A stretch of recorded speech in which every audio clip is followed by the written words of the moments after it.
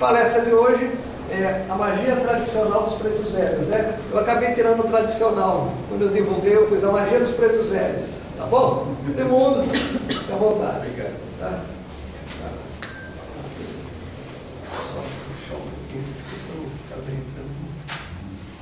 Então a ideia dessa palestra foi uma cópia da palestra depois do curso que está acontecendo no ensino à distância, a magia tradicional dos pajés, né? Qual que era a ideia dessa?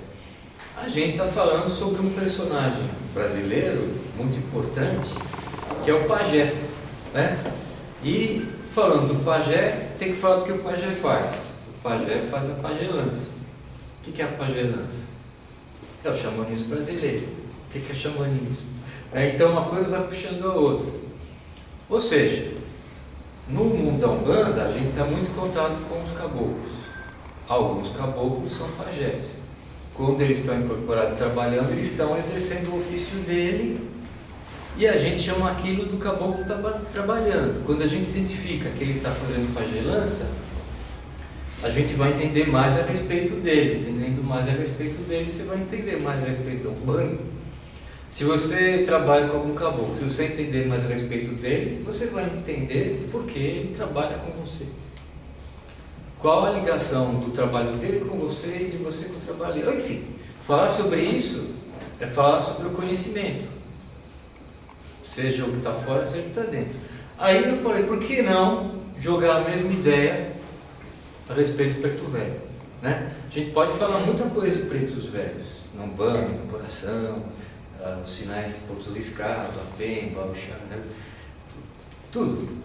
Mas vamos dar aquele enfoque, a ideia é essa, vamos dar o mesmo enfoque que a gente deu no pajé, vamos. Então a coisa, quando eu coloquei no papel, aí mandei para o Manuel, até com a ideia, né, depois ele também achou bacana, de transformar isso no curso, né, na distância, é essa que eu vou passar para vocês. Então, magia tradicional dos pretos velhos. Então, imagina nós estamos na terra de Umbanda, só que é magia, e tem lá um preto velho trabalhando.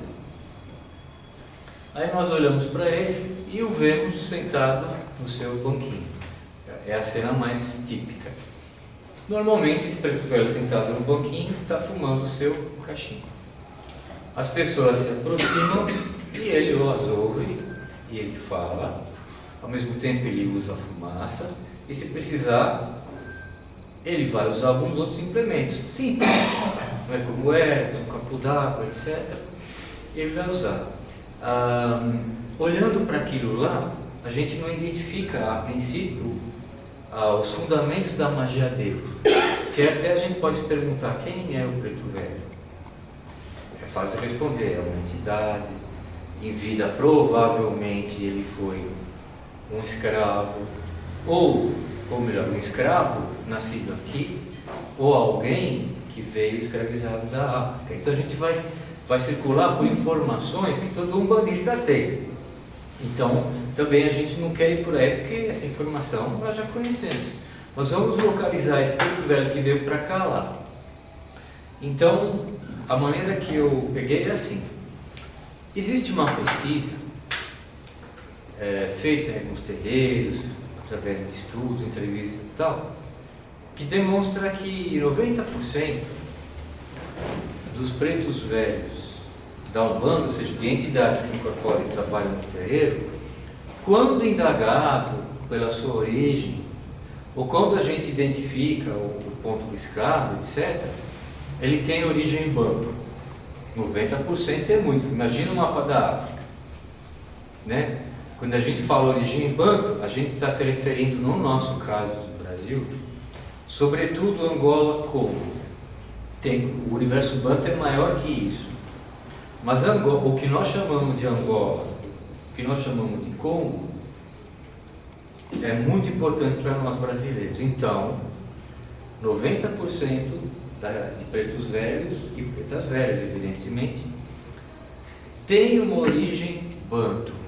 Isso não é muita coisa? É, muita coisa.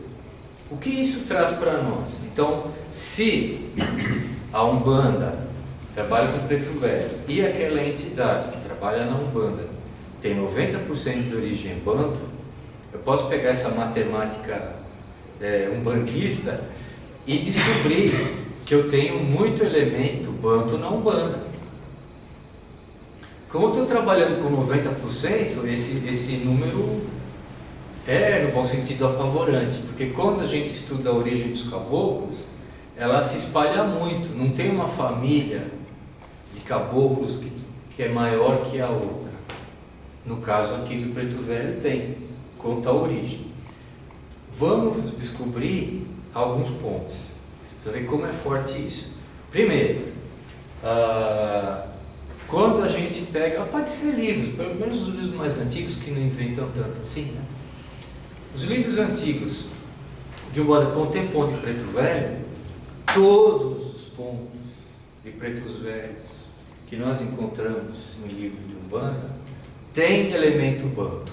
Ou seja, se a gente for para Angola, Congo, nós vamos encontrar, se não encontrar esses pontos, nós vamos encontrar elementos desses pontos traçados no chão com pemba, firmado com velho copo d'água, por cima, muitos deles. Ou se não está com o copo d'água, a água foi derrubada no canto ou em volta do ponto quando ele foi firmado com pemba. O que significa isso? Que os pontos riscados usados pelos pretos velhos e a magia dos pretos velhos ao riscar ponto foi trazida de Angola e do Congo, de terras banto. Mesmo o ponto de Exu e mesmo o ponto de Caboclo tem elemento banto. E a prova maior disso, um dia eu preparo um PowerPoint, tudo, vocês veem que bacana. Se a gente vai para o Caribe, a gente vai para Cuba, Porto Rico, e vai analisar cultos assemelhados com a Umbanda, eu fiz isso, cultos assemelhados com a Umbanda lá, nós vamos encontrar os mesmos pontos riscados. Quando eles não são iguais, eles têm particularidades, eles são parecidos, ele tem os mesmos elementos. Então, está aqui, está ali no Caribe, está na África, que é a origem deles. Das terras de plantas vieram para cá. Então, outra coisa, se usa guia. Essa palavra é em português, mas ela não tem origem portuguesa, ela tem origem banto, da palavra biame.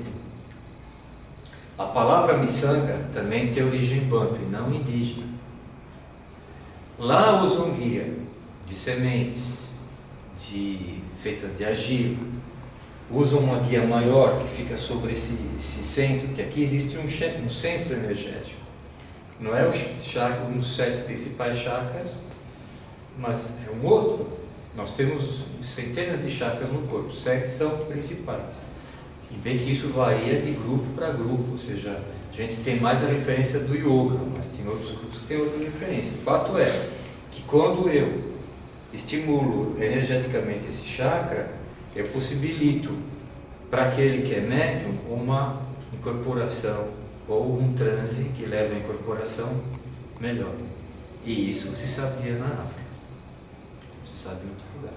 Então, o costume de usar guia não veio de índio. Pajé não usa guia para trabalhar, não usa nada. Sim, de adereço, que é adereço do pajé. E os adereços dele, que ele tem algumas coisas que reforçam, tudo é outra coisa.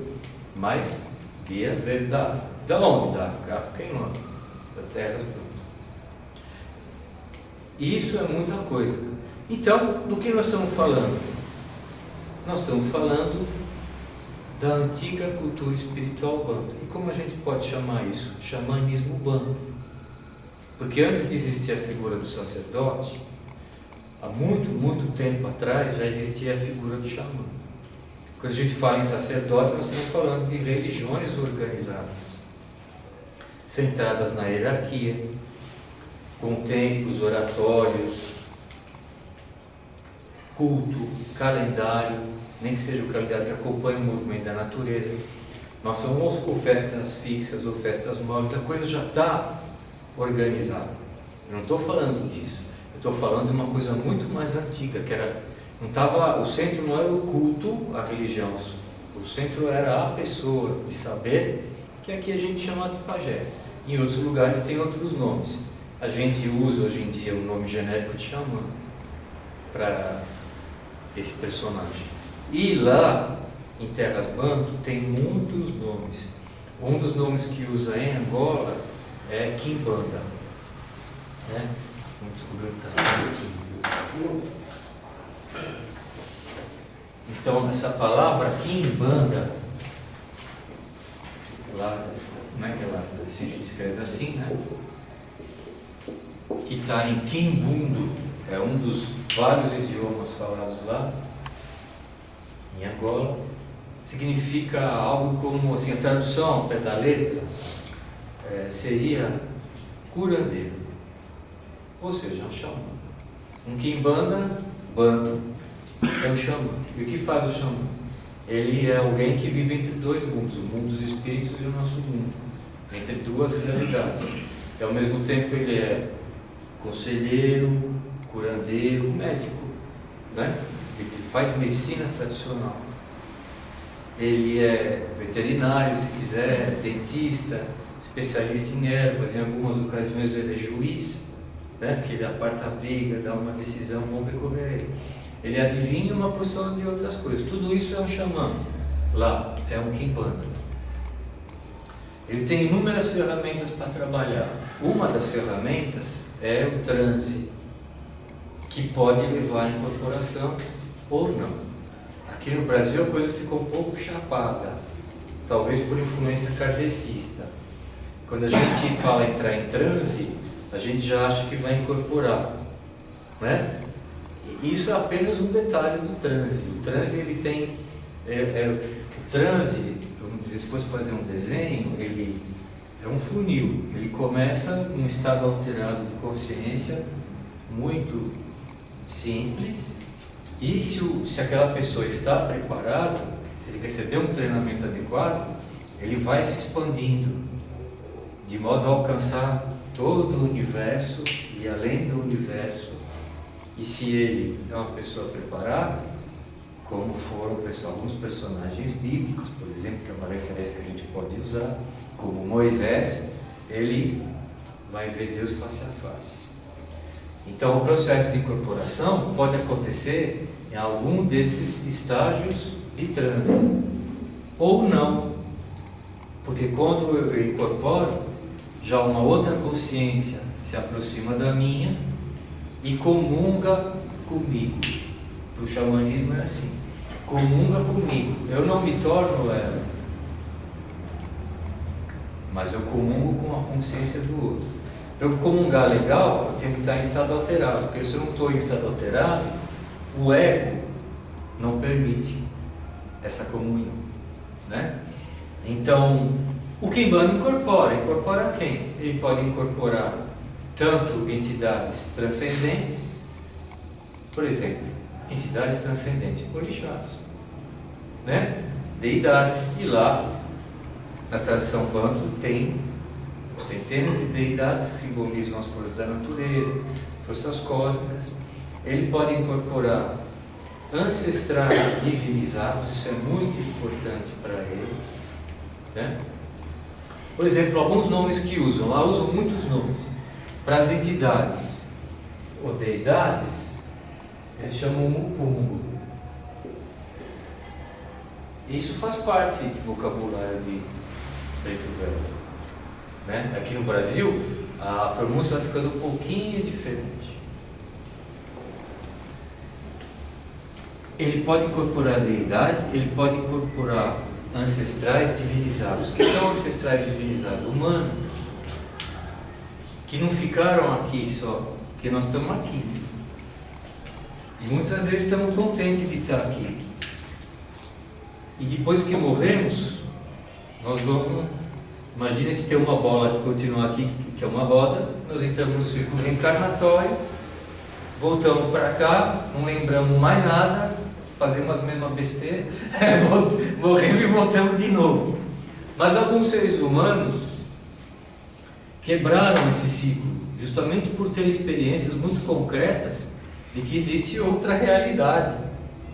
E quebrando esse ciclo, ele não fica mais nessa roda, que é conhecida pelo budismo, pelo kardecismo, pelo hinduísmo, pelo umbanda, né? Ele transcende a sua humanidade. Porque o humano tem que voltar para cá. Então, transcendendo a sua humanidade, ele se torna deidade. Se tornando deidade, ele obedece a uma outra lei cósmica que Deus fez. Certo? Isso é chamado macumbo. Um dos muitos nomes. Exemplo de macumbo, na teologia iorubá, já não é banto, iorubá tem um personagem muito legal e muito famoso, que a gente pode classificar como um macumbo, Xangô. Xangô não foi um rei, a gente fala rei, né? Mas a ideia era de uma espécie de rei tribal, né? Ele não existiu? Existiu. Prova é que a família dele, os seus descendentes estão lá na Nigéria. Se a gente examinar o DNA dele, nós vamos estar encontrando o DNA de Xangô. Que doido, que bacana. E a partir daquelas pessoas a gente vai retrocedendo genealogicamente até encontrar o homem, Xangô. E esse homem transcendeu a sua humanidade. Transcendendo a sua humanidade, ele se torna um orixá. Qual o problema? O problema é para a gente só, que a gente às vezes tem a cabeça condicionada pelo mundo lá fora, que não admite que a gente seja algo além de humano. As forças contrárias que estão presentes no nosso mundo adoram essa ideia. Você é sempre um miserável humano. Já é muito ser humano, contente-se com isso. Não acabou a história. Por que eu tenho que volta e vai, e volta e vai? Se eu voltasse e lembrasse das coisas que eu fiz, boas e ruins, ainda vai. Mas eu tenho que beber a água do esquecimento? Por favor, o que acontece com a minha experiência? Só trago karma para cá? Estou fora, qual é? Né? Então essa ideia é muito confortável, porque sempre a gente vai ficar bonzinho. A ideia é que o bonzinho é do bobo mesmo, né? Em vez de ser um lobo nobre, a gente se contenta em ser um cãozinho doméstico. Eu adoro cachorro, estou no tempo pau nos cachorros, né? Mas é do cachorro doméstico, tendo uma coleira, tendo uma dona que faz carinho e comidinha e aguinha, a vida dele está bem, né? O lobo que subiu a montanha, olhou o céu estrelado, olhou as árvores, respirou o ar puro, ele não, jamais entraria num apartamento e deixaria colocar uma coleira para ser um cãozinho. Ele conhece uma outra realidade. Ele não está contente. E a gente está tudo cãozinho. E a sociedade nos faz ser cada vez mais cãezinhos, porque vão facilitando a nossa vida, né? Cada vez mais. Nós ficamos presos em casa, porque em casa a gente tem capacidade de se comunicar com alguém que está na Sibéria, através do celular, na internet. Nossa televisão, que hoje tem uns 50, 60 canais, passará, já tem isso em outros lugares, 500, 600. Então, para que sair? Para que? Então, cuidado, a vida espiritual começa a ficar estagnada, mas não ficou para Xangô, não ficou para os macumbo. Então, o Quimbanda, ele está incorporado com o macumbo, se ele quiser. E depois, tem muitos nomes também nessa palavra, eu falo sempre isso, porque a gente vai pegar livro, coisa da internet, vai encontrar os nomes e falar, professor errou. O professor não errou, só que a cultura africana é rica demais. A gente tem um pedaço de terra, às vezes menor que Santos, 40, 50 idiomas, né? Então, e olha, às vezes culturas diferentes também. Então, um fui. Às vezes a gente ouve um fumbe, certo? Em alguns idiomas do Congo também usam a mesma palavra. Um fui e um fumbe serve para. É a mesma coisa que a palavra iorubá egum. Um egum e um fumbe. Um morto. Há uma diferença bastante grande de consciência e energia entre um morto comum, um morto humano que volta, né? E um macumbo, que é um fumbe que deixou de ser humano.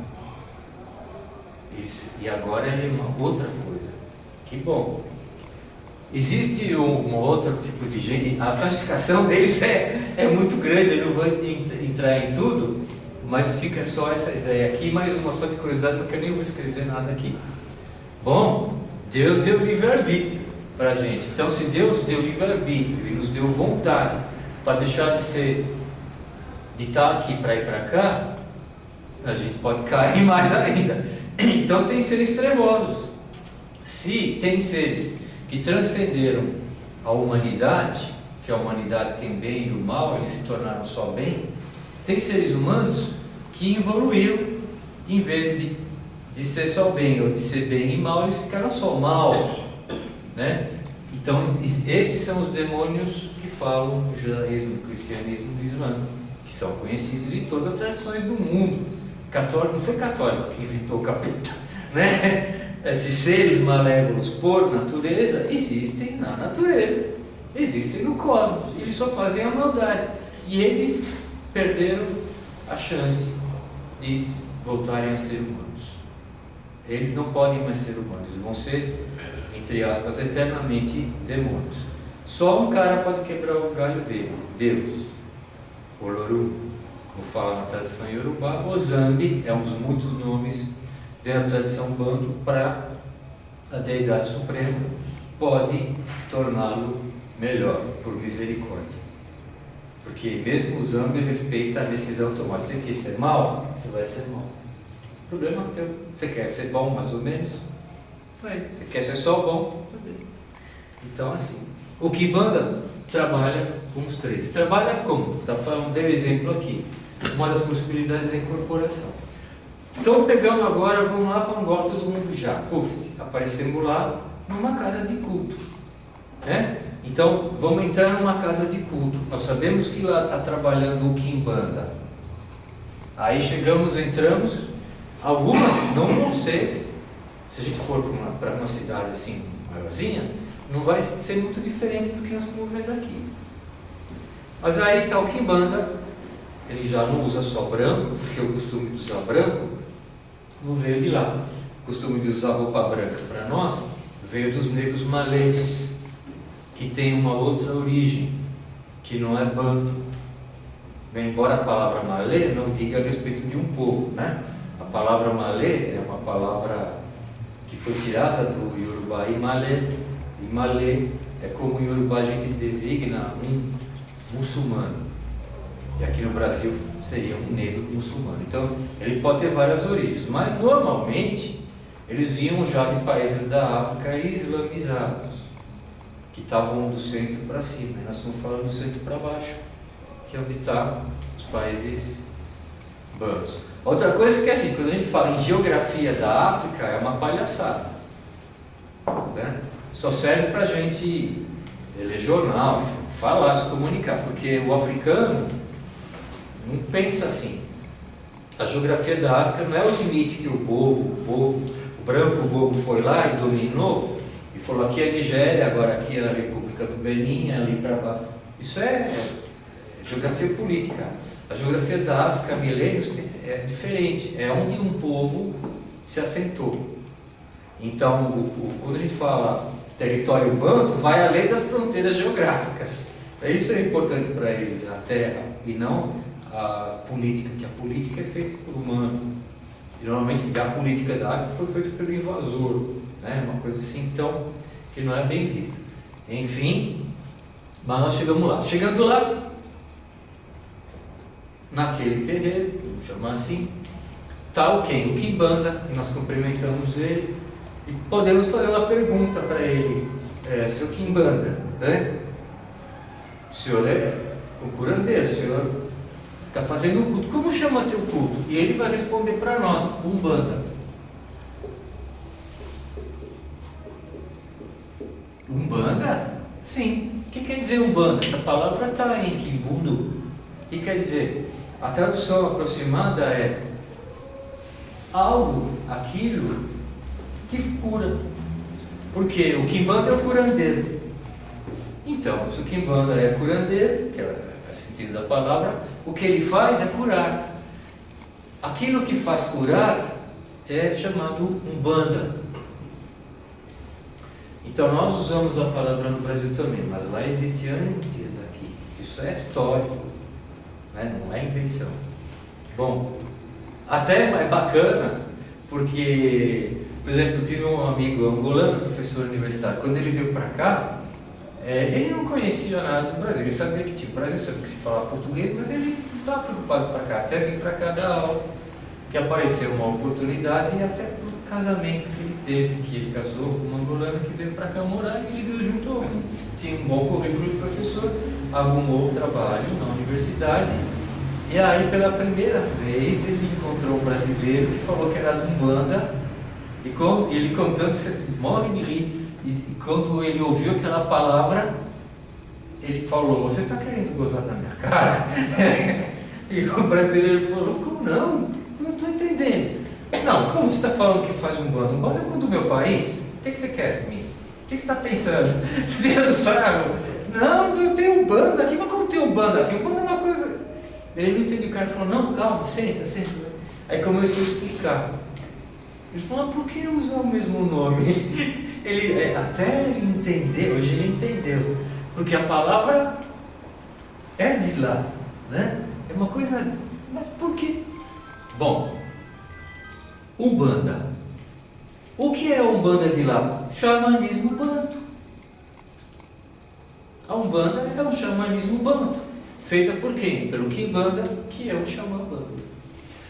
O Quimbanda começa a trabalhar, de repente ele entra em transe, e o transe é um transe de incorporação, e ele incorpora uma entidade. As pessoas acostumadas com a Umbanda vão ficar com a orelha em pé, porque reconheceram aquele transe, que na Umbanda nós temos vários transes de incorporação, e se a gente tem experiência, frequenta a Umbanda, quando a pessoa começa a entrar já no estado de transe de incorporação, dá para identificar quem vem, porque há um movimento, há um ajeitamento da energia no corpo, que você, com o tempo, você pode dizer: aí vem, acabou, preto velho, deixa o tal. Embora como a Umbanda tem gira temática, né? Gira de caboclo, gira de preto velho, você já sabe quem vem, mas se não tivesse, pelo movimento você saberia. Então, de repente, aquele homem, o Quimbanda, começa a fazer um movimento e se arquear, até que ele arqueia mais e se senta num banquinho. Sentando num banquinho, as pessoas vão até ele e levam um cachimbo. E ele enche de fumo e começa a apitar. E levam para ele água e outros implementos, que lá trabalham com bastante implementos, erva, arbustos, etc. E aí as pessoas vão se achegando a ele, sentam-se no chão, em frente ao Quimbanda incorporado, normalmente com um macumbo, que vai dizer que é o guia espiritual dele, e começa a ouvir o problema daquelas pessoas e receitar erva. E assim que ele vai conversando, ele vai jogando aquela fumaça do cachimbo, você fala: preto velho, né? Até porque uns usam bengala, colocam guias, você vai falar: é o preto velho. E é, né? E é. Essa cena se repete toda semana, né? E é popular, não estou falando do culto secreto. Eu tenho uma lista de e-mails e mandei para os alunos um vídeo outro dia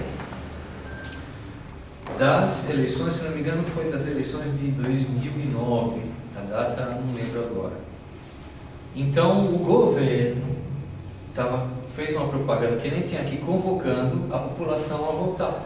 Então fez uma propaganda para a televisão. Então, sabe aquelas propagandas fáceis de entender, com apelo popular, bem divertidas? Ele fez isso. Como começava a propaganda? Começa com um Quimbanda sentado no seu terreiro, né? Mexendo nas coisas e tal, assim, olhando, assim, pensando e tal.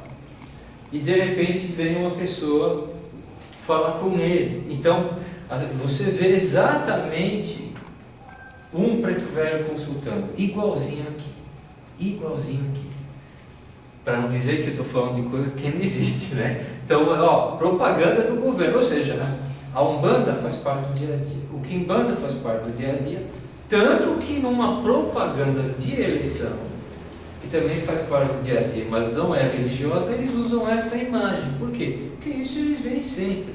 Então, o xamanismo africano existe. A África tem vários tipos de xamanismo. Cada povo, cada etnia tem o seu curandeiro, que eles vão chamar de um jeito, e esse curandeiro vai trabalhar de uma maneira muito parecida com os outros. Os bantos, os negros bantos, foram os primeiros a chegar no Brasil. A primeira leva trouxe negros bantos. Entre eles, provavelmente, existia quimbandas. Então, o xamanismo africano foi implantado primeiro, antes das outras, antes da religião iorubá, o culto aos orixás, foi implantado no Brasil o culto da Umbanda, ou outros nomes que a gente queira dar, que tem outros nomes que são regionais, porque esse nome está no idioma, né? Então, implantou-se aqui.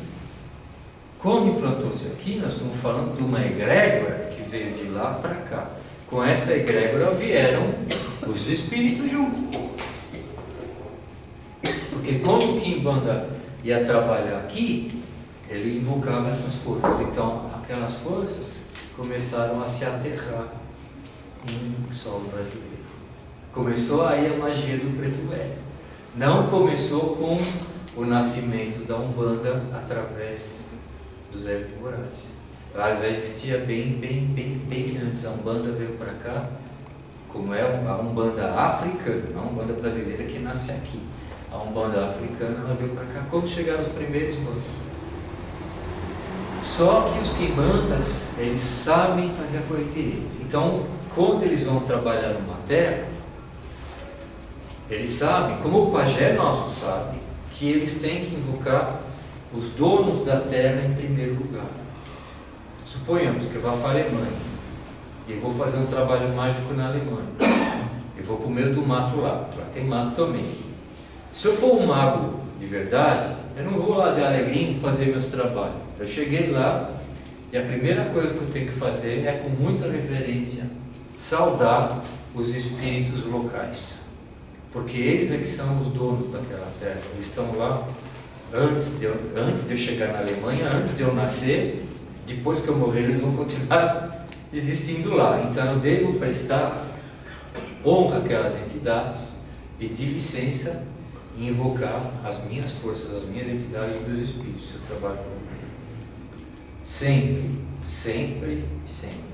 Os pajés fazem isso. Quando o Quimbanda veio para cá, ele foi se aculturando. E uma das coisas que ele procurou saber é quem manda aqui. É claro que ele pode descobrir isso entrando em transe, ele vai ver os espíritos. Mas ele quer também conversar com os filhos daqueles espíritos, que são o povo que mora lá. Então o Quimbanda encontrou os indígenas e aprendeu com os índios quem manda aqui. E os quimbandas foram os primeiros a invocar os caboclos. Estou falando de quando eles chegaram aqui. Não estou falando do século XX, quando a Umbanda nasceu. Os primeiros a trabalhar com caboclos foram quimbandas, xamãs africanos no Brasil, vindo de Angola, Congo e outras regiões de cultura banto. Olha como o negócio é forte.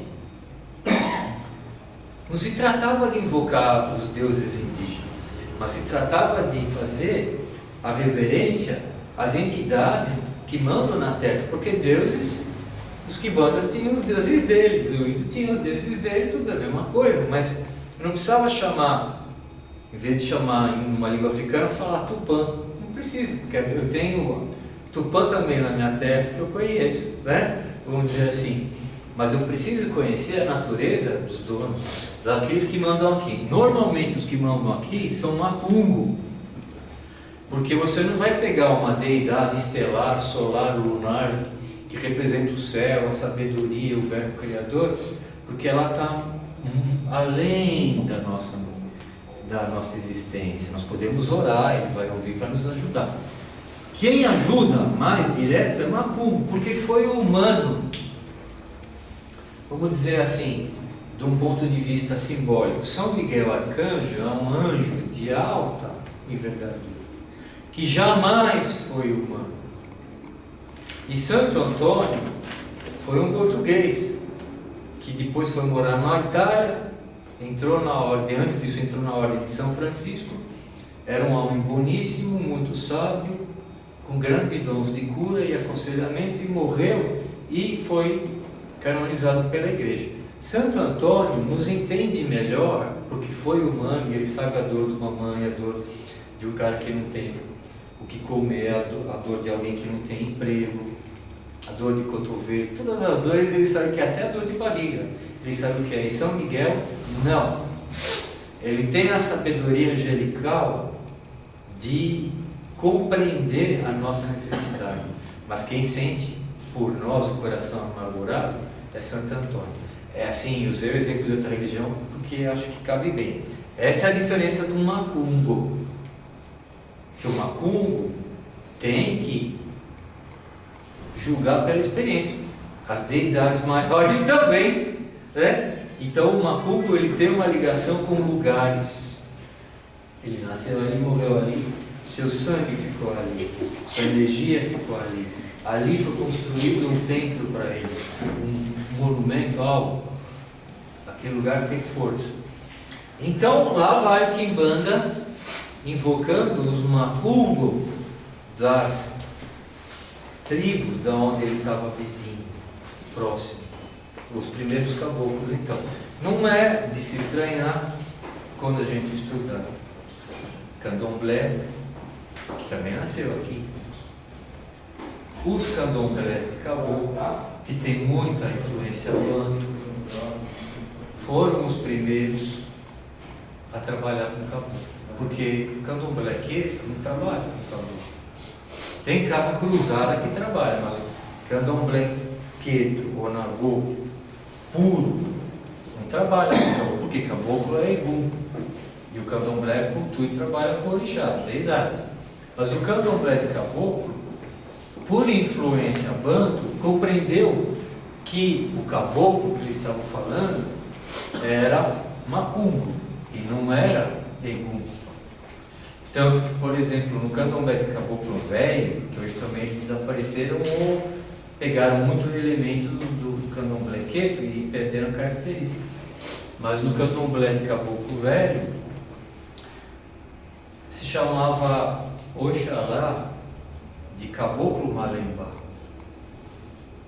E quando eu falo Caboclo Malembá, eu não estou me referindo a um egum, eu estou me referindo a um orixá. A gente hoje usa esses nomes, usa a palavra orixá, Oxalá, mas eles usavam nomes em Kikongo, Kimbundo ou em outra língua banto para se referir às suas deidades, né? Por exemplo, Iemanjá pode ser pronunciado e falar da lua, etc. Mas vale aqui a referência. Quando eles falavam sultão das matas, hoje esse nome na Umbanda é o nome de um caboclo egum, mas no candomblé de caboclo eles estavam falando do que os Yorubá chamam de orixá Oxóssi, mas não era egum, não era um caboclo representando a linha de Oxóssi, e sim um macumbo, identificado com o orixá, mas com responsabilidade naquela terra. Então, o preto velho conhece de caboclo muito profundamente. Muitas vezes o caboclo não conhece tanto de preto velho como o preto velho conhece de caboclo. Por causa dessa característica, não estou menosprezando, pelo amor de Deus, eu estou falando da história. Por causa dessa característica tão interessante. Outra coisa do xamanismo. Que instrumentos usam no xamanismo banto? Um monte. Os dois mais usados, a gente pode chamar de atabaque e tambor, tem um monte de nome, dezenas de formas para isso. né? Tanto que quando a gente pega os livros especializados, tem dezenas de tipos do que a gente vai chamar de tambor ou atabaque. E o maracá. Maracá não é coisa só de pajé, maracá se usa na África inteira. Ou quase na África inteira, porque para eu usar o maracá eu preciso ter a cabaça, né? E justamente no norte da África a gente tem, a partir de um lugar ali, a região desértica do Saara, e lá não tem cabaça nenhuma. Então vamos dizer, quase na África inteira, os cultos, as religiões, os curandeiros usam o maracá. Como nossos pajés usam, e com o mesmo sentido, ele representa a criação. A cabaça é o mundo útero, o pau que enfia na cabaça para a gente segurar representa o masculino, e as sementes que estão lá dentro representam a humanidade, o cosmos inteiro, as estrelas, e quando eu toco, eu convoco toda a criação para vir testemunhar ou me ajudar a trabalhar. Onde a gente vê isso fora da África? No Caribe. No Caribe está cheio de religiões africanas, ou afro-caribenhas, e todo mundo usa maracá. Inclusive no Caribe normalmente até com o mesmo nome. Não fala maracá, mas fala maraca, que é na mesma, né? Mesmo nome que nós usamos aí. Bom, o preto velho é identificado muito com o seu cachimbo. O pajé também. Da onde ele tirou esse costume? Ele aprendeu a fumar aqui ou ele aprendeu a fumar lá? Ele aprendeu a fumar lá. O tabaco não é uma planta africana. Ele foi trazido para a África, foi levado para a África no século XVI. E lá foi plantado, tudo normal. Mas eles aprenderam, claro, os curandeiros fumavam outros tipos de ervas, porque eles estavam trabalhando com a fumaça, o espírito da fumaça. A mesma coisa que os pajé aqui. Mas como chegou o tabaco, que é nativo da América, eles viram que chegou um milagre lá, porque lá tinha muita força, aquela erva tem muita força, aquela erva tem muito axé, que é palavra em Urubá. E aqui, nesse xamanismo, dos preto velhos, vamos chamar assim, um dos nomes é moio. Moio é a mesma coisa que axé. O tabaco tem muito moio. Os dois nomes que o tabaco é conhecido aqui são de origem banto. A não ser num candomblé que chamam o tabaco com o nome iorubá. Mas os dois nomes banto dele pegou. Um menos e outro mais. O que é menos é sungo. No Caribe todo mundo fala. Todo mundo do culto, né? Sungo ou sungo, o tabaco. E a outra palavra, macanha, que aqui ficou a popular maconha. Macanha é tabaco e não cannabis. De maneira que isso provocou muitas confusões, muitas. E muitas nós vemos até em livros. Por exemplo, quando descrevem porque foram pesquisar lá no terreiro. No candomblequeto, a gente tem receita de preparação de alguns assentamentos para Exu ou Orixá, para qualidades diferentes do Orixá e Exu, e algumas levam maconha. Isso a gente ouve, eu já ouvi isso também dentro de algumas casas de Umbanda, que trabalham muito com o Exu, até se dizem que fazem quimbanda. Veja que o nome do curandeiro se tornou o nome de uma outra religião, né? Que aconteceu aqui no Brasil. Dizem que fazem a quimbanda e trabalham bastante com Exus, e os médicos procuram fazer assentamentos. Então, para aquele Exu lá, precisa maconha. E então o cara vai comprar a maconha, que é ilegal, para pôr no assentamento de Exu. Como o Exu ficou também meio um pouco pervertido, a ideia aqui no Brasil, né? E essa perversão de Exu, que não é real, ficou um pouco ligada a coisas clandestinas e ilegais. Então está perfeito pôr maconha. O cara nem sabe porque ele está pondo maconha lá. É porque coisa de Exu, sabe, malandragem, coisa e tal, não tem nada a ver. Tabaco, sim, é uma planta de Exu também. Já na África, onde tem o de Exu, os iorubás usam tabaco para Exu e os bantos já usavam antes. Então, maconha, tabaco. Não tem maconha para Exu, mas no assentamento, depende da qualidade, pode usar tabaco. Seja o Exu Orixá, o Pungo, seja o Exu Egum, como é o caso da Umbanda, um Funde, né? Então, essa maconha, ou melhor, o tabaco, o sungo, tem muito molho, tem muito axé, tem muita energia. E quando o preto velho pita, fuma, aspira a fumaça, ele joga aquela fumaça sobre o objeto, lugar da pessoa, ele está dinamizando o molho do tabaco. Só que quando ele aspira a fumaça e assopra, além do molho do tabaco, com o preto velho que está incorporado, vai o molho dele, da entidade. Portanto, a fumaça que sai da boca do preto velho tem o molho do tabaco e o molho dele. De maneira que é um instrumento mágico super, ultra poderoso. Por isso, segundo essa lógica do próprio xamanismo banto, a gente deveria dar para preto velho um bom tabaco e não um tabaco adulterado. Não estou entrando no mérito pessoal de ninguém, né? Estou usando a lógica do xamanismo. O que é um tabaco adulterado? Um tabaco de má qualidade, um tabaco em que, para disfarçar o cheiro do tabaco, que é forte, né? De algum tabaco muito forte, ou melhor, se forte que significa até desagradável, porque é muito forte, eles adicionam sabores, que para nós que fumamos é gostoso. Se você fuma cachimbo, esse aqui tem gostinho de tal, mas não serve para trabalho mágico. Por quê?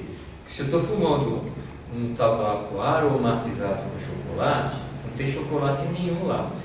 Isso foi feito em um laboratório e é o mesmo arominha que se coloca em tablete de chocolate, que a maioria dos chocolates que a gente come não tem chocolate de coisa nenhuma, tem uma mistura de farinha com corante e do arominha. A mesma coisa a baunilha, que é caríssima, é do laboratório. Até o coco, que é uma coisa barata e tem bastante aqui, os caras fazem a arominha do coco no laboratório. Então, aquilo adulterou. Não teria problema nenhum ter chocolate. Chocolate de verdade é uma planta sagrada. Coco é uma planta que tem um molho danado. Tanto que se o cara amanhã precisar fazer uma entrevista de emprego, precisa dar uma aula, precisa aparecer, ou seja, marcar as pessoas, se ele toma o seu banho bacana e tal, aí depois ele lava a cabeça com água de coco, quando ele entrar naquele lugar ele vai brilhar. Por causa do molho dali. Só que eu não fiz isso no laboratório, eu peguei o coco do coqueiro, né? Então, se tivesse coco do coqueiro misturado ali seco, bacana, né? No tabaco, eu teria uma mistura bacana. Aí caberia dizer ao preto velho se ele topa aquela mistura. Então, um tabaco puro, a gente deveria oferecer ao preto velho, até porque não é você que está fumando ele. Mas consulta ele. Eu lembro uma vez, quando eu comecei desenvolvimento mediúnico, fiquei assim super animado, todo mundo fica, né? Então, a primeira vez que incorporei o preto velho, aí fui desenvolvendo e tal. Aí, quando ele pediu cachimbo, eu peguei assim, arrumei dinheiro, comprei um melhor cachimbo, comprei um cachimbo irlandês, né, de madeira tingida de verde, mas uma coisa assim natural, não lembro o que eles usaram, mas era de mar, cachimbo de grife, era feito de raiz de roseira, tal, cachimbão legal. Aí eu fui na tabacaria fina, lá no Jardim de São Paulo, eu morava lá, né? Peguei assim, um fumo assim, importado, dos mais legais e coisa e tal, preparei, na hora que incorporou, acabou no filme. Ó, seu médium está dando cachimbo com tabaco. Ele fumou e falou, eu não gostei. Depois, quando me contaram, eu fiquei assim, muito decepcionado. Como não gostou? Um tabaco importado, o o melhor tabaco, mas não era o melhor tabaco. Era um tabaco de grife. O que ele queria era um tabaco puro para trabalhar, porque no tabaco puro ele usava o moio do tabaco e dinamizava o moio dele, que é uma das coisas que faz o tabaco, ele dinamiza o nosso moio. Por isso que eu posso usar a fumaça pura do tabaco, cigarro fora, que não é pura, pelo contrário, né? Para dinamizar o meu moio. Isso eu vi no Caribe, é legal. Quando dá quando o sol começa a se pôr, né? Aí os curandeiros e tal. Lá tem outros nomes, porque embora tenha cultura banto, onde eu fui não predominava a cultura banto, predominava mais pretos velhos, vamos dizer assim, que vieram de Gana, do Togo, né? Mas eles trabalham igualzinho, então eles se sentavam nas casas, bairros populares, tudo avarandado, né? Se sentavam lá, o seu cachimbo, né? E com a maior calma do mundo, não traga fumaça, o cachimbo nos traga, né? Então aspira a fumaça e soltava assim bem calmo. E quando eles soltavam com calma, eles também com calma e devagar repetiam o nome dos seus espíritos, né? Então, por exemplo, essa é a fumaça. E aí tá tranquilo, olhando o pôr do sol, descansando, mas toda vez que ele soltava a fumaça, repetia o nome. Aquilo era um exercício de moio, de poder mágico, terrível, terrível assim, digo no bom sentido, porque o cara fumando na varanda, ele estava fazendo, ele toda vez que voltava aquela energia, dobrava nele. Por isso as pessoas são termitas lá, porque tem um poder, um moio muito grande. Lá eu vi que não é que nem aqui que fica um falando, eu vou fazer um feitiço. Estou falando que aqui, nem que não aqui, seu cara, pelo amor de Deus. Aí mora. Mas era assim, na cultura mágica brasileira, nem um bandista eu vou dizer. Tem muito essa coisa de eu vou enfeitiçar você, você vai me enfeitiçar, eu vou me enfeitiçar. Lá não tem não. Porque quando um enfeitiça o outro, a pessoa fica mal mesmo. Não é mal olhado, é mal para morrer. Então um respeita muito o outro. Há divisões de poder e há hierarquias que não são quebradas. E essa estrutura veio da mãe África, onde, mesmo em terras bantus, existe as confrarias de curandeiros. A confraria de curandeiro é para não deixar o conhecimento morrer, porque se um sabe um negócio e o outro não sabe, se ele morre, faltou um para formar o elo da corrente. Então, todo conhecimento que os espíritos dão é passado de um para o outro. Em sistemas de graus, é parecido com a maçonaria, e muito mais antigo que a maçonaria, funciona igual, porque eles têm palavra de passe, que são palavras-chave, eles têm gestos que fazem como tem na maçonaria para reconhecer um ou outro, tem graus e se reúne, e quando se reúne aí não é no terreiro não, porque no terreiro todo mundo entra e todo mundo sai, é numa clareira lá nos cafundó da mata que ninguém sabe, só eles, só a Irmandade vai. E as Irmandades de xamãs se reúnem sempre debaixo de um totem. Um totem é normalmente é um animal que tem muito moio e é usado por uma deidade como um assento do poder de uma deidade. Então, são animais de lá. Então, você tem Irmandade Macondo, que eu falei, que é do crocodilo, do leopardo. A sociedade do leopardo chegou a funcionar no Brasil. Porque vieram integrantes e depois vieram outros e uns se reconheceram, formaram grupos e depois desapareceu. Então, essas irmandades, além de xamã, guardarem conhecimento, eles têm o tribunal de ética. Então, se eu, na minha vila, seja no Caribe, seja, porque aqui não tem, lá tem, no Caribe, seja na África, pisei na bola, eu era um sacerdote, um curandeiro, e pisei na bola, fiz mal a alguém, ou usei o meu conhecimento, a minha influência, meu carisma para abusar de alguém, essas pessoas vão me julgar e eu vou ser chamado diante do tribunal. Não tem como não ir, que vão te arrancar da sua casa para você ir e você vai ter ocasião de se defender.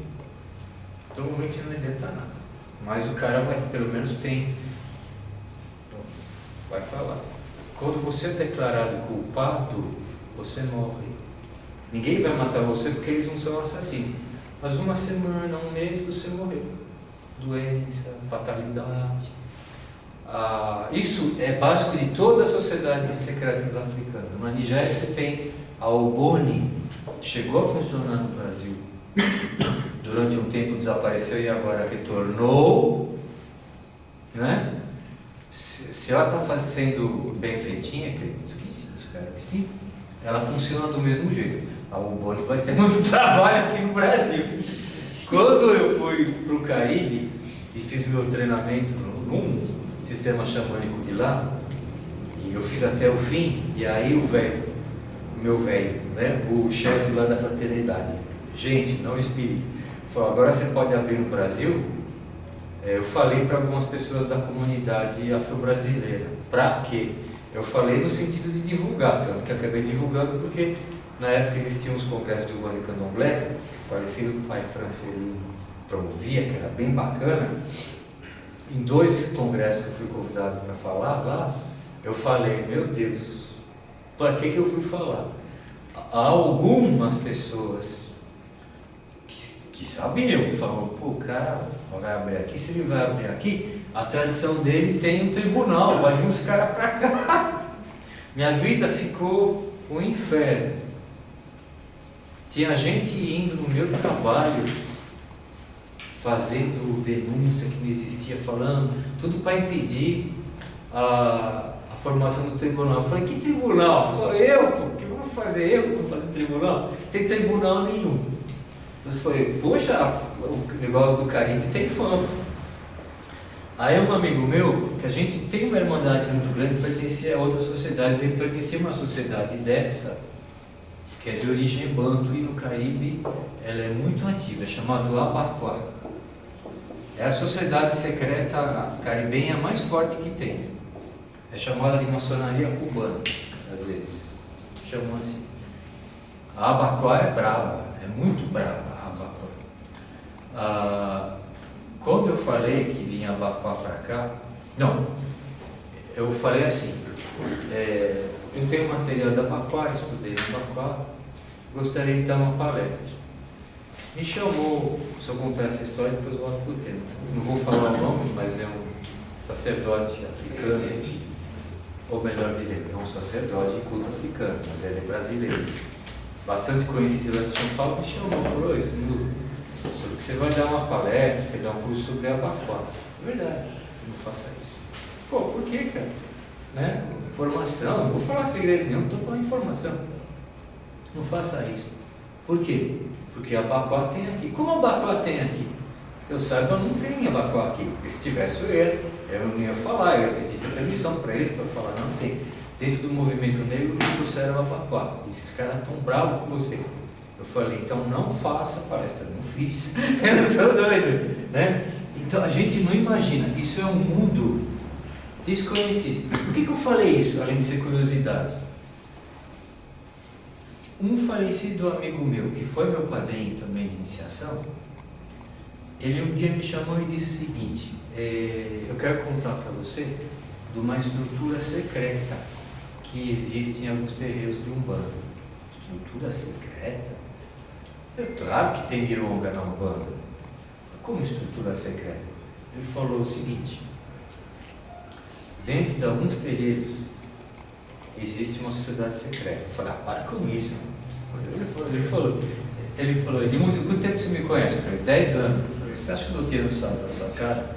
Eu falei, não, eu estou contando algo para você real, então me conta. Ele, claro que isso não nasceu na Umbanda, isso veio antes da Umbanda. E alguns sacerdotes foram iniciados. Que história é essa? Essa história começou no tempo dos quilombos. porque a estrutura quilombola era muito bem organizada. E tem a parte administrativa, jurídica, militar e a parte secreta. Essa parte secreta, em muitos, era feita por quimbandos, porque os negros bandos sempre foram mais numerosos que os negros de origem iorubá e das outras origens no Nordeste, né? Sobretudo. Então, lá eles reproduziram o sistema de sociedade secreta africano, totêmico. E depois que acabou a escravidão, essas sociedades não foram dissolvidas. Elas simplesmente se adaptaram à realidade urbana e o tempo foi passando, hoje nós temos as grandes cidades e essas sociedades continuaram vivas, né? Vivas.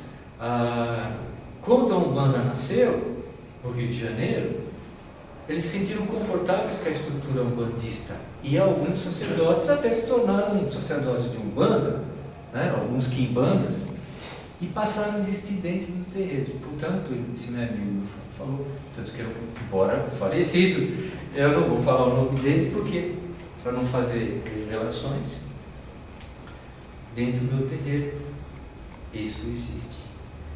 E eu queria estar conversando isso com você. Como chama esse tipo de grupo? Ele falou, esse tipo de grupo, por fim do quilombo, chama quilombo, ou a gente chama quilombo das almas. Por que quilombo das almas? Porque quando essa reunião é feita, e é sempre poucas pessoas que são convidadas, normalmente são filhos do terreiro, se aquele pai de terreiro, essa estrutura é masculina, as mulheres podem pertencer, mas elas não podem chefiar. Essa aqui, tem outras sociedades que elas podem. Então, ela é convidada pelo pai do terreiro, a mulher faz parte, mas os outros filhos da casa não vão saber.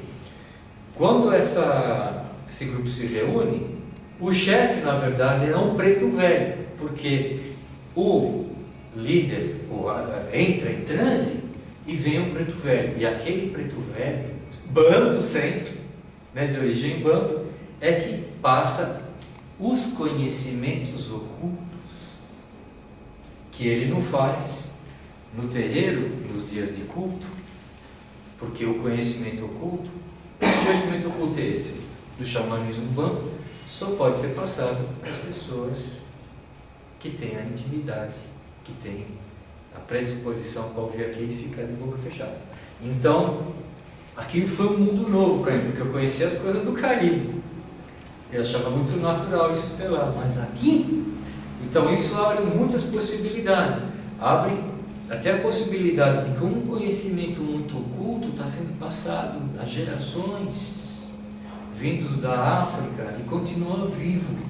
E às vezes você frequenta um terreiro há 20 anos e não sabe que aquela pessoa, aquele líder está lá, nem aquele irmão que também está lá, tocando atabaque, suponhamos, pertence a uma estrutura dessa. E o melhor ainda, que eles não abrem a boca, porque conhecimento é poder, né? Não se trata de uma atitude egoísta, eu tenho, você não tem. Não, conhecimento é poder, e o poder é uma semente que tem que cair num solo fértil e bom. Uma pessoa má não pode ter poder e nem conhecimento. Você não precisa nem dizer poder. Então, olha que bacana, e isso é real, isso eu vi, não é só a história que ele conta. E era igualzinho do Caribe, era igualzinho do Caribe, muito bacana, né? Outra coisa aqui, se a gente for uma sociedade secreta africana, né? Hoje tem até alguns vídeos de antropologia que tem foto disso. Mas eu digo, se você entrar numa reunião lá, você olhar no chão, todo mundo está sentado em círculo em toco, né? Que virou banquinho para nós, né? E no centro tem o quê? Ponto riscado. E esses pontos riscados, um dos nomes que a gente conhece é o nome Zimba. O que é Zimba? Ponto riscado. Iguaizinhos. Para não dizer iguaizinhos, vamos dizer assim, que tem coisa muito parecida, porque às vezes não tem aqui no Brasil, porque a gente não viu. Quer dizer, lá, por exemplo, esse ponto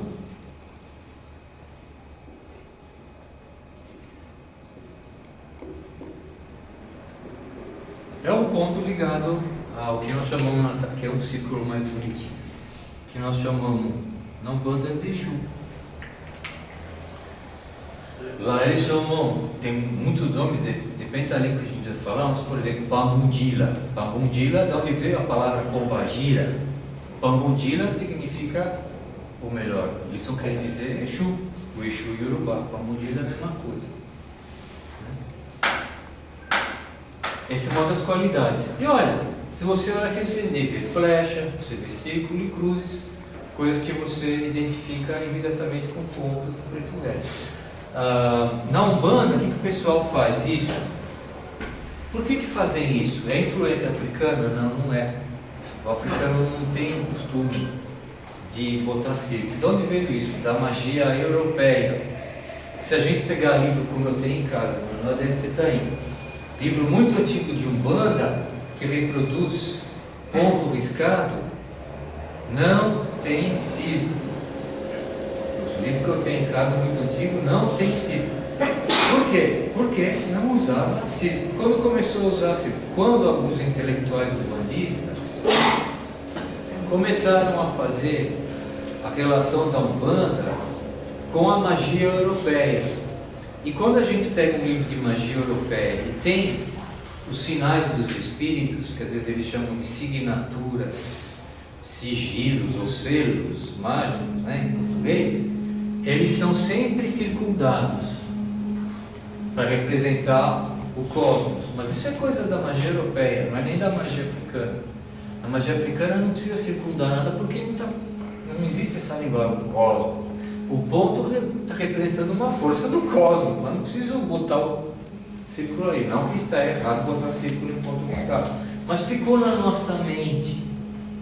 Acho que ficou tão na nossa mente que os próprios espíritos começaram a usar. Eu acho que os espíritos ficam falando assim: nossa, a gente riscar o ponto e não botar no círculo, vai falar que o médium está inventando, está com animismo que não é o caboclo, não é o preto velho mesmo. Vamos botar o círculo aí.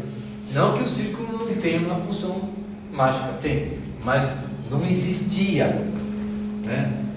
Até no Caribe os caras depois começaram a botar círculo por causa da mesma ideia, né? Mas encontramos sinais.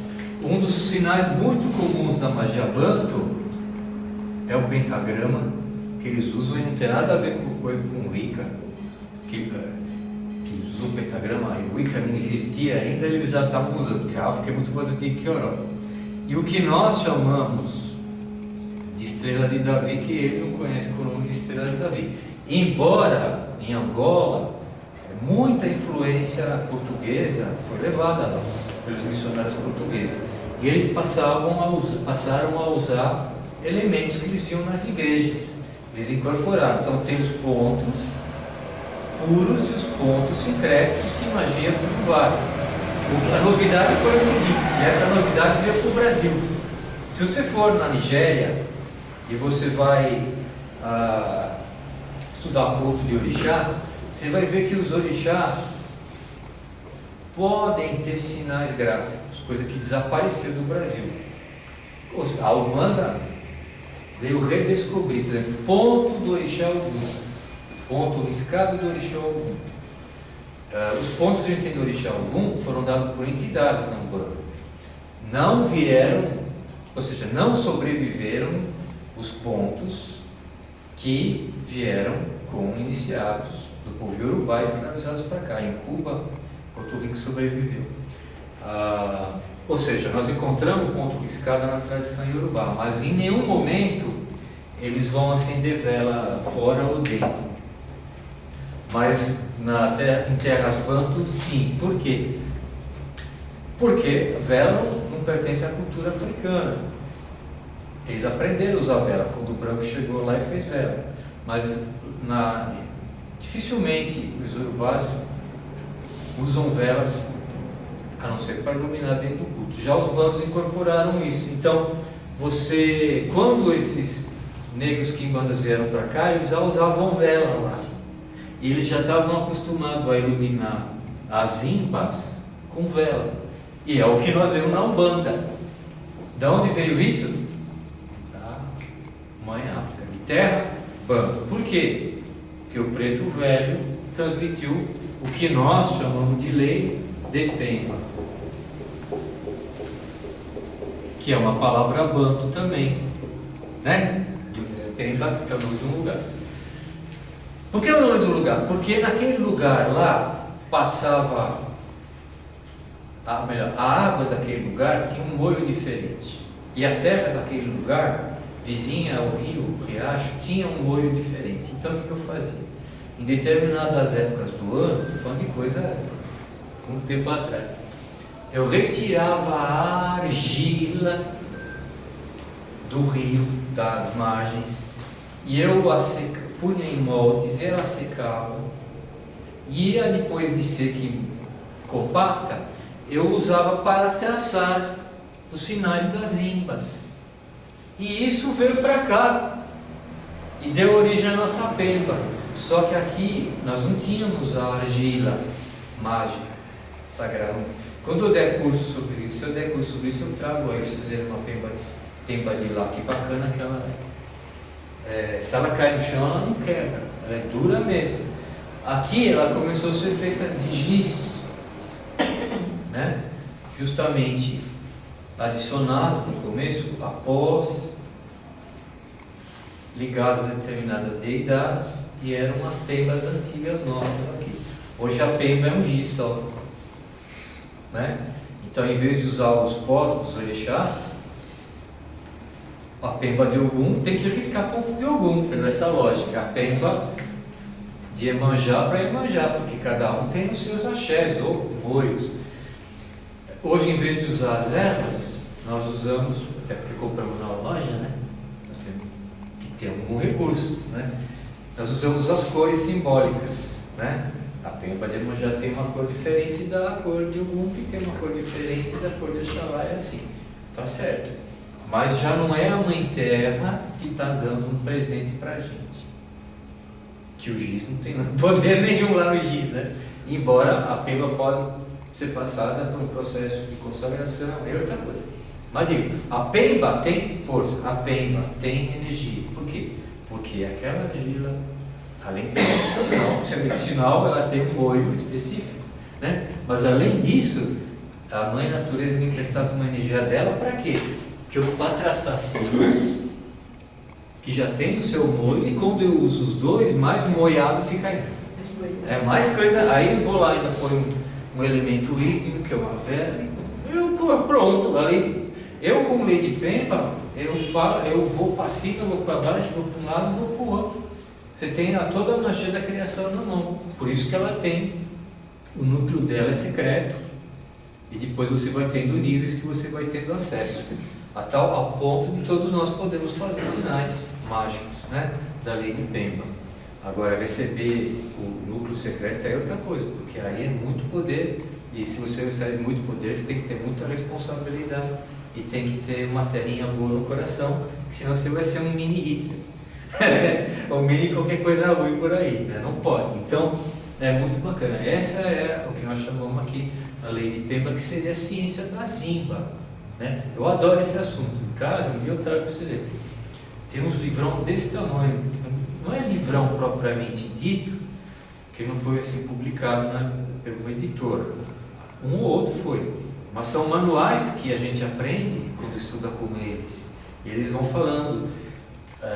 Não é só a entidade que tem Pemba. A lei de Pemba é a lei do universo. Então, a abelha tem ponto riscado. Formiga tem ponto riscado. Macieira também tem. Tem exemplo de planta aqui, que tem aqui, né? Não é bem africano.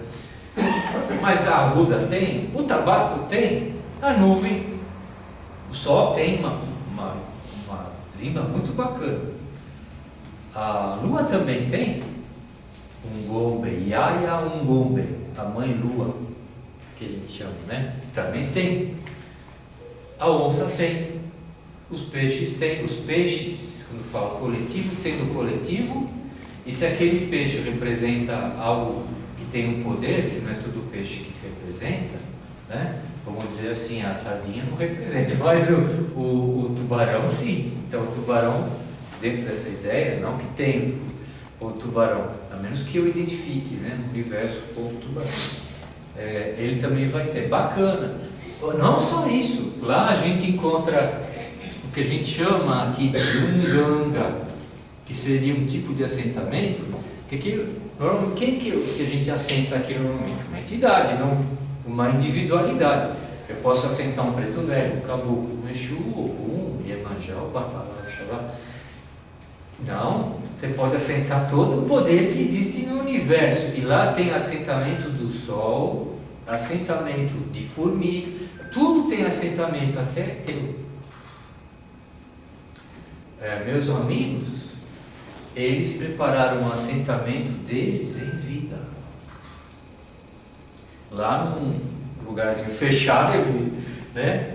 Eles tinham o assentamento deles. Como o assentamento deles? Quando a gente fala assentamento, essa é a visão xamânica de assentamento. Senhor, aqui é um assentamento de Xangô, suponhamos. Xangô está aqui de um ponto de vista energético, simbólico, sim. Do ponto de vista individual, não. Se eu digo que Xangô está aqui, individual significa que eu tranquei, limitei o poder de Xangô. Que coisa mais ridícula, né? Se eu limito o poder de uma deidade, eu sou muito mais poderoso que deidade, então ela não serve para nada. É um absurdo isso. Mas se aqui é um assentamento de Xangô de verdade, o poder de Xangô está aqui, o moio, de maneira que quando eu me aproximo daqui, eu me aproximo de Xangô, né? Isso é uma individualidade. Xangô é uma individualidade. Mas eu posso colocar aqui, se eu trabalho com o espírito da jiboia, coisa que o pajé e o xamã africano faz com as cobras dele lá, uma outra cobra lá. Ele pode colocar a força dela aqui e dinamizar e tal. Só que a ideia que eu estou falando eu tenho moio, todo mundo que está aqui tem moio. Você tem o axé. Só que a diferença entre a gente e um grande curandeiro, qual é? Ele tem muito mais moio que a gente. Por quê? Porque ele alimenta e a gente bobão não. Muito pelo contrário. A vida moderna tira moio da gente e a gente não repõe moio. Olha que coisa ridícula. Então, esse cara ele não perde moio, porque ele sabe se alimentar, ele sabe respirar, a gente não sabe. As práticas espirituais dele não são só devocionais, são práticas onde ele recebe energia dos deuses, dos espíritos, e ele gera moio. Existem exercícios para você gerar moio. Então ele é mais poderoso. Se eu faço um assentamento meu, obviamente que eu não estou preso lá no meu assentamento, nem está preso no meu axé, mas aquilo tem uma ligação comigo. Só que eu estou trabalhando, estou dormindo, estou comendo, não estou o dia todo atento, e ali a energia está constante.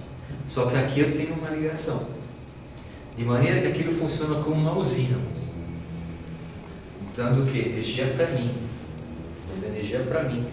Quando eu faço oferendas aqui, não é que eu estou me cultuando, não. Eu estou dando com as oferendas energia para cá, de maneira que quando eu dou aqui, aquilo triplifica, uma maneira de dizer, para mim, olha que beleza.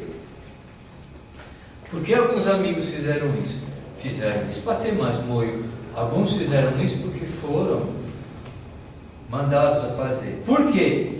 Porque o mestre deles, o xamã velho deles, já tinham previsto, quando, suponhamos que aqui está um amigo, né?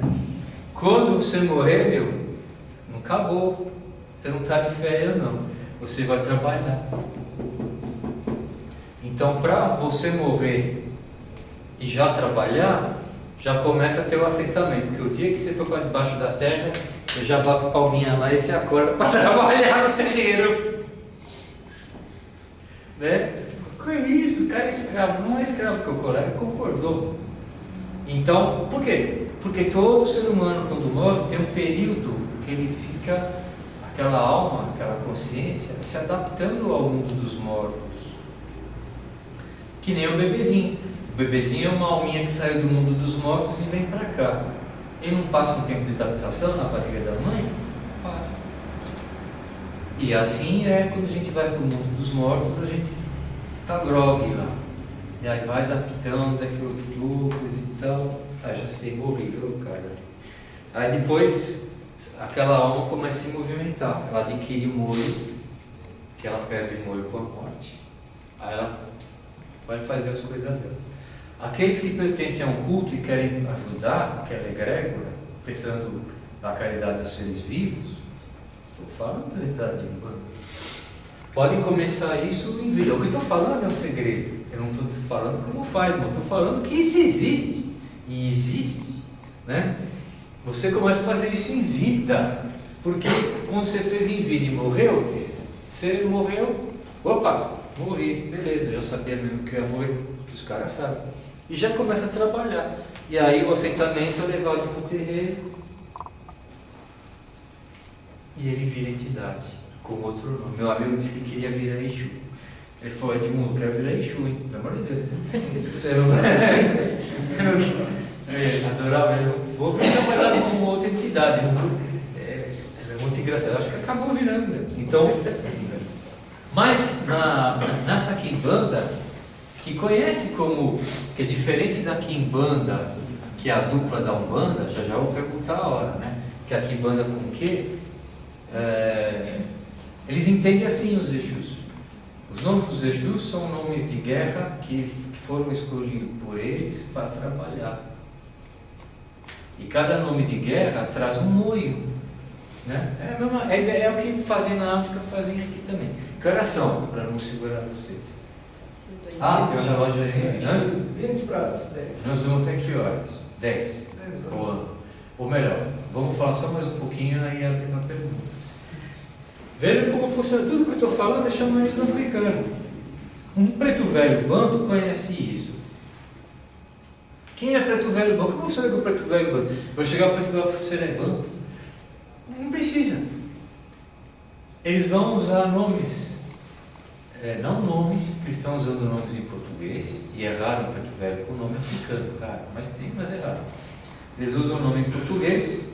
Se é que, muitas vezes, pode ser que ele está usando o nome que ele teve em batismo aqui, que ele foi forçado, foi batizado à força e adquiriu um nome cristão. Por isso que muitos nomes de preto velho são nomes de santos populares, né? Porque eram santos cultuados pelo povo. Quando aquele preto velho foi trazido da África para cá, ele foi forçado ao batismo, se batizou e recebeu um nome comum de um santo de culto popular. Por isso que a gente tem muito José, São José, João, São João, não é o São João Evangelista, mas o São João Batista, que era muito popular no Brasil colonial. Antônio, no caso de Antônio Lisboa, né? A maioria das pretas velhas, se for fazer uma estatística que já existe de nome, tem o nome Maria é o que mais aparece, por causa de Nossa Senhora. Então, né, ele muitas vezes usa aquele nome que ele teve de batismo e um sobrenome que não é sobrenome, mas que normalmente localiza a origem dele. No ranking das estatísticas preto-velísticas, o primeiro é de Angola, pai João de Angola, mãe Maria de Angola, pai José de Angola, pai Francisco de Angola. Depois vem do Congo, tudo coisa banto, não sei o que, do Congo. Depois Luanda, que também está dentro do universo Congo, é o nome de cidade de Angola. E aí vai. Nós vamos encontrar também da costa, que não é uma indicação de um lugar preciso, mas da costa africana, de um determinado ponto que ele saiu para vir para cá, né?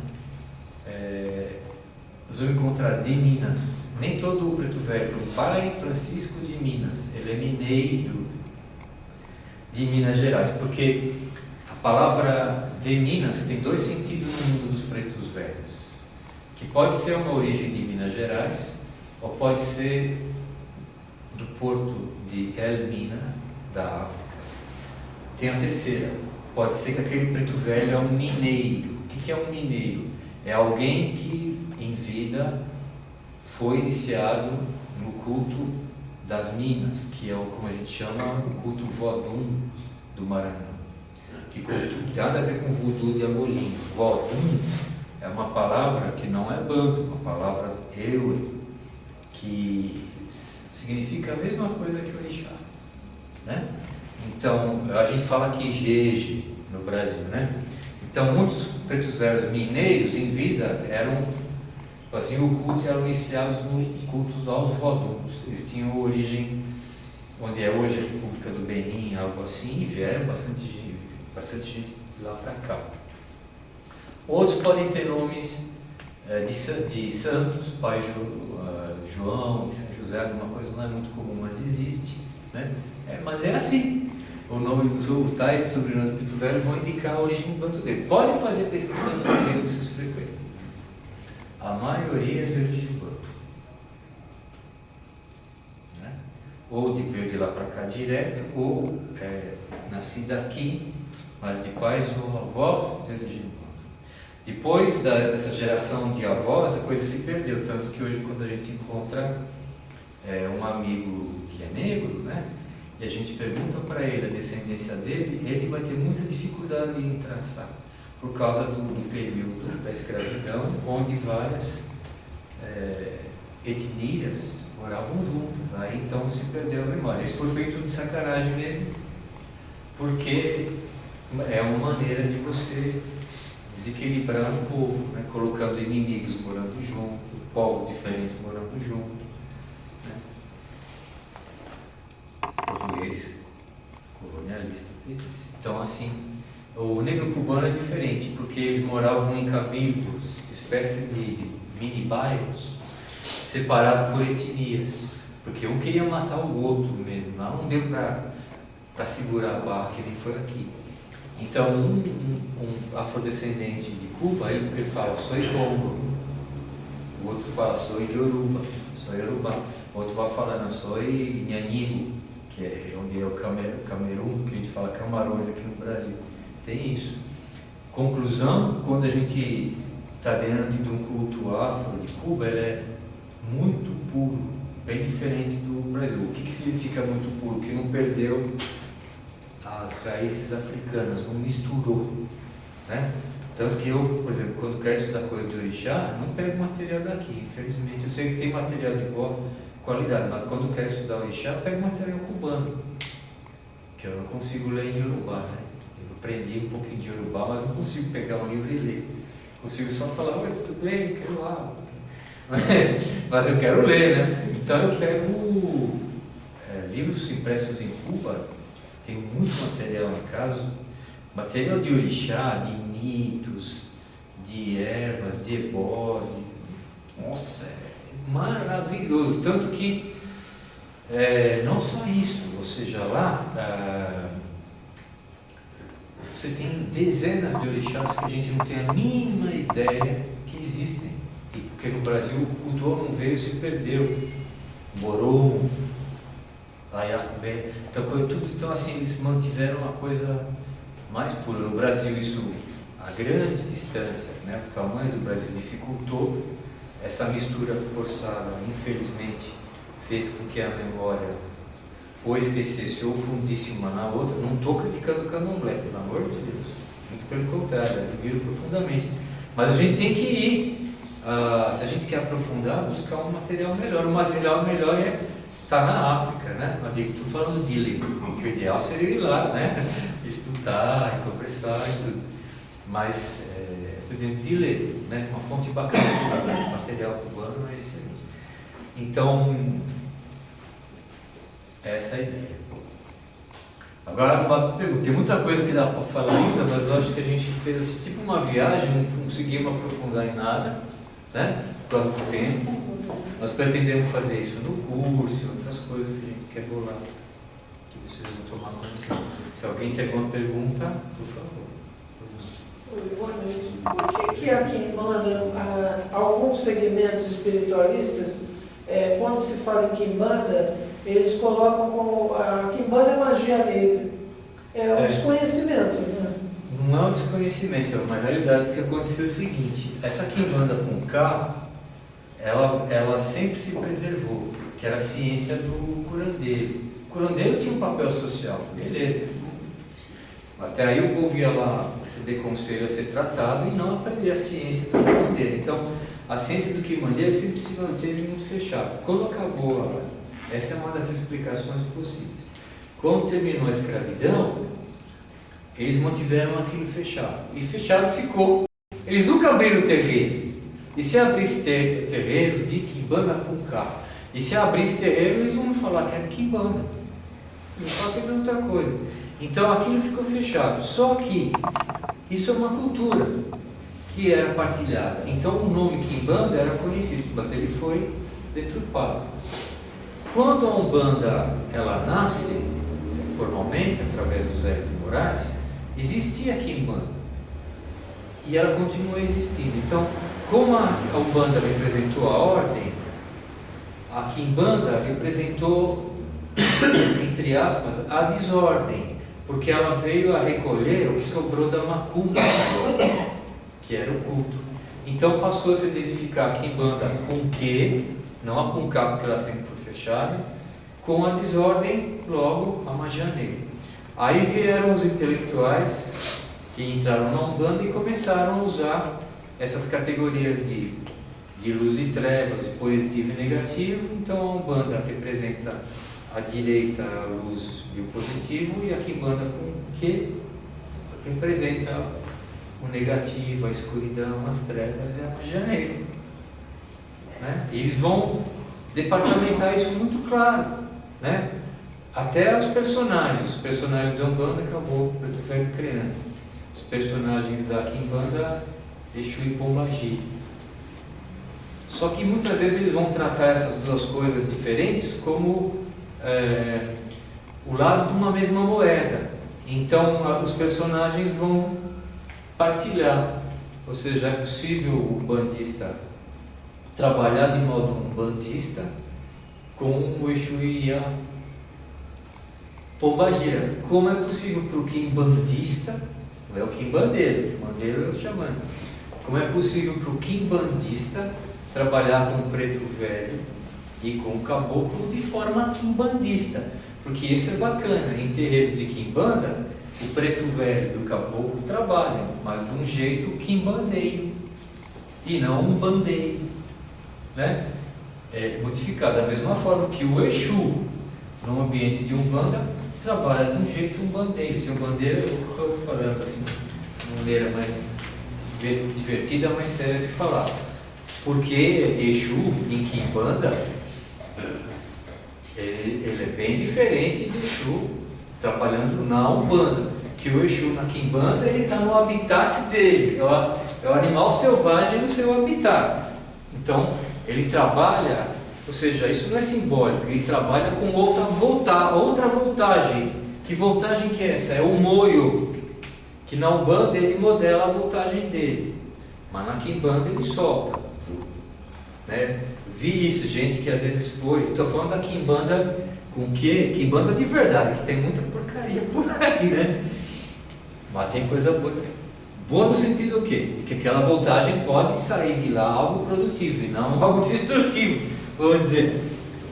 Já vi gente de Umbanda, ela trabalha 10 anos com o Exu Tranca-Rua. De repente, ela trabalhou, experienciou o Exu Tranca-Rua na Quimbanda com que ela falou, outra coisa. É claro, por quê? Por causa da voltagem. E tem isso, tem o habitat da identidade. Imagina um preto velho, Pai João de Angola, que então frequenta tantos nossos terreiros de Umbanda. Imagina um médium que recebe o Pai João de Angola há muito tempo e vai para Angola. E aí ele é convidado para visitar um terreiro de Umbanda lá e senta naquele topo que está lá há centenas de anos, ouve aqueles cantos que existem há milhares de anos, cheira aquela fumaça, que lá eles fazem fumação que nem aqui, com as ervas africanas, fuma daquela mistura, segura naquele cachimbo, que tem o costume de um passar um cachimbo para o outro, tem cachimbo que tem não sei quantos anos, e recebe o Pai João lá. O cara vai entrar em êxtase. O próprio espírito lá vai se manifestar no seu habitat, vai com outras energias, ou melhor, a energia vem da terra também, é outra coisa. A mesma coisa, o médium bandista vai passar um final de semana numa aldeia Cariri.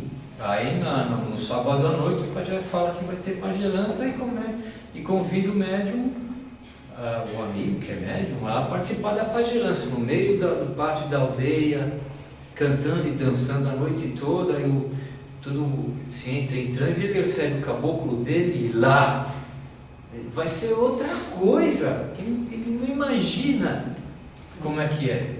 Naquela terra de índio, no meio do mato, o pajé, aquela entidade vai se expressar de uma forma natural, bela, mais cheia de moio, porque essa é a natureza, né? E a gente não pode mudar isso.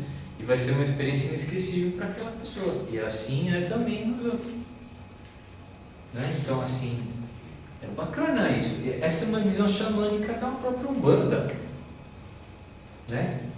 Que a coisa não é só de cá para lá, ela é daqui, do chão da Mãe Terra, que nos dá energia para nós. Aqui nós não sacralizamos mais a Terra todo o dia. Né? Então a gente não está acostumado a isso. E ela que nos alimenta, dá vestimenta, dá água. Então, qualquer xamã do mundo inteiro, primeiro é a Terra. Primeiro é a Mãe Terra. Por isso que a gente vai ver, por exemplo, como eu vi, no Caribe, o culto voodoo. Voodoo é uma religião caribenha, não é espetacular aqui. Uma religião simples, profunda, bonita, que veio da Mãe África também, que só faz o bem. Acontece que onde tem voodoo, da República Dominicana e Haiti, tem uns cabeção também que faz besteira, que são feiticeiros maus. E eles é que deram uma fama, por causa de quê? Daquela coisa ridícula que faz umas coisas bacanas de vez em quando, que é Hollywood. A ideia de zumbi, de bonequinho, que nem a gente tem hoje uma ideia errada, que identificar isso com o voodoo, né?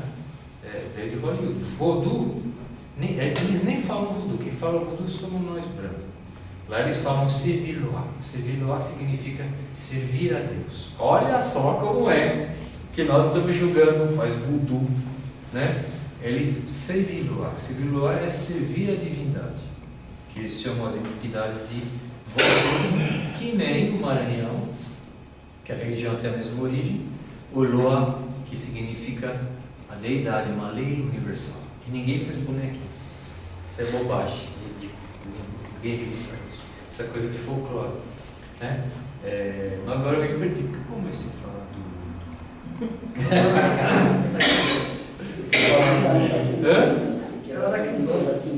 Então, no fio da meada, agora eu viajei, fui até lá e voltei e me perdi. Eu vi lá, o voodoo, é que agora eu peguei fio da meada mesmo. É uma religião pura. Né? Me perdi do voodoo, fiquei voodooizado agora. Mas enfim, não tem nada a ver com magia negra. É uma religião boa, trabalha com incorporação. O voodoo tem muitas nações, que nem o candomblé não tem, as nações do candomblé, que são os ritos, né? Ou fala que candomblé, que o bando, etc. Né? Jexá. Lá eles têm 50 nações. Então, se trabalha com o Batalá, Iemanjá, Xangô, em algumas nações do voodoo haitiano e outras com outros entidades. É bem bacana. E não tem nada a ver com coisa. Tem terreno de Umbanda que tem a linha de preto velho quimbandeiro. Que linha é essa? Então, como a gente entende isso? O preto velho quimbandeiro seria um preto velho de fato de origem banto, que em vida ele era um quimbanda. Porque vamos imaginar que nem todo preto velho banto ou não banto era um quimbanda. Ele era simplesmente um afrodescendente, seja homem ou seja mulher, e que traz, por ser uma entidade que está trabalhando, experiência, sabedoria para nos ajudar, seja na área de cura, seja na área do sentimento. Mas nem todo era um quimbanda, curandeiro. A mesma coisa a gente pode dizer de caboclo. Todo caboclo era pajé? Não, né? Todo caboclo era índio. E tem uns que eram caciques, outros foram grandes guerreiros, outros caçavam normal como todos caçavam, alguns eram pajé. Então o preto velho quimbandeiro seria aquele preto velho de origem banto que de fato foi um quimbanda, um curandeiro xamã. De maneira que ele tem o que a gente chamaria, a palavra técnica que não tem nada a ver com banto, que seria um background, né?